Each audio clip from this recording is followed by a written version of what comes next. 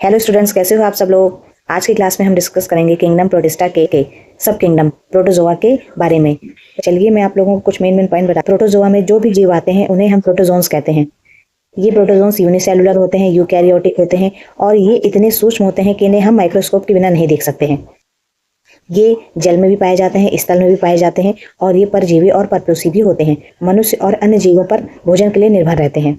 अब हम बात करेंगे कि प्रोटोजोन्स को हम किस बेस पर डिवाइड करते हैं। प्रोटोजोन्स को हम जो है उनके मूवमेंट के बेस पर डिवाइड करते हैं। इसका जो पहला ग्रुप है वो है मैस्टिकोफोरा, दूसरा ग्रुप है वो है सार्कोडिना, तीसरा ग्रुप जो है वो है सिलियोफोरा और चौथा जो है वो है स्पोरोजोआ। स्पोरोजोआ बहुत इंपॉर्टेंट ग्रुप है, इसके बारे में आपको अभी मैं आगे पढ़ाऊंगी। पहले मैं आप लोगों को कुछ मेन पॉइंट बाकी ग्रुप्स के बारे में बताना चाहती हूँ।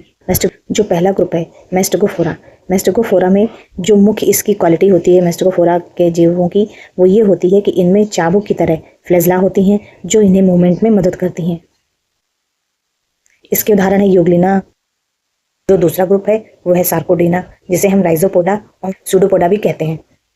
इसकी जो मेन क्वालिटी है, इनमें क्या होते हैं, इनमें गमन के लिए पादाप होते हैं जिन्हें कि हम सूडोपोडिया भी कहते हैं। इन्हीं के द्वारा ये अपना भोजन भी बनाते हैं। इसके एग्जाम्पल है अमीबा। तीसरा ग्रुप है सिलियोफोरा। सिलियोफोरा की जो मुख्य खासियत होती है, उसकी ये खासियत है कि इसमें सिलिया की तरह हेयर होते हैं जो कि इन्हें मूवमेंट में हेल्प करते हैं। सिलियोफोरा का जो एग्जाम्पल है पैरामीशियम है। और सबसे मेन जो इम्पोर्टेंट ग्रुप है वो है स्पोरोजोआ। स्पोरोजोआ में क्या होता है, स्पोरोजोआ में ना तो मूवमेंट के लिए कोई फ्लैजला होती है, ना ही सूडोपोडिया होते हैं और ना ही सिलिया होते हैं। इनमें कोई भी अंग नहीं होता है। ये सिर्फ अपने लाइफ साइकिल में स्पोर का निर्माण करते हैं, इसीलिए इन्हें हम स्पोरोजोआ भी कहते हैं। इसका जो सबसे मेन एग्जाम्पल है वो है प्लाज्मोडियम।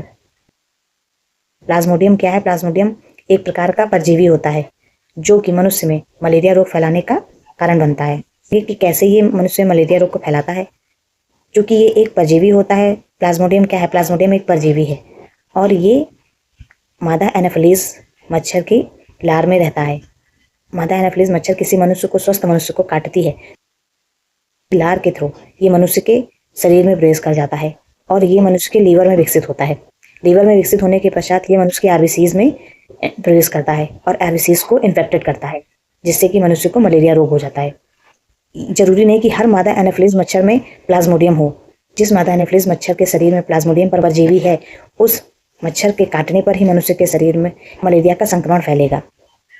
अगर मादा एनाफिलीज मच्छर किसी मलेरिया से संक्रमित व्यक्ति को काटता है तो ये प्लाज्मोडियम उस मच्छर के शरीर में प्रवेश कर जाता है।